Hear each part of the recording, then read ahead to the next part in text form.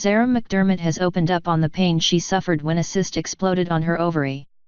The 22-year-old was rushed to hospital last week with suspected appendicitis, but the real cause of her pain has now been revealed.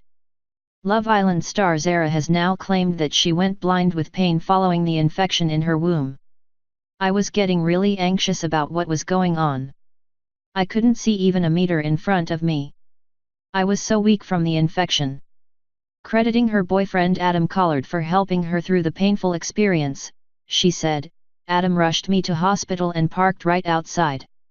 He got a ticket, but he wanted to be as close as he possibly could. I don't know why ticket people at hospitals. I could have been dying." After seeing 5 doctors, scans showed a cyst had exploded on her right ovary. After getting infected, Zara was left with excess fluid behind her womb. "Thankfully a week on and I'm feeling much better after being on an antibiotic drip for a couple of days. I feel like a new woman now."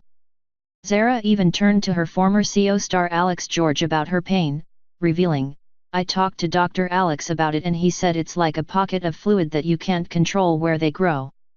Some are painless and you don't know you have them, or others are really painful." It was good to hear his thoughts.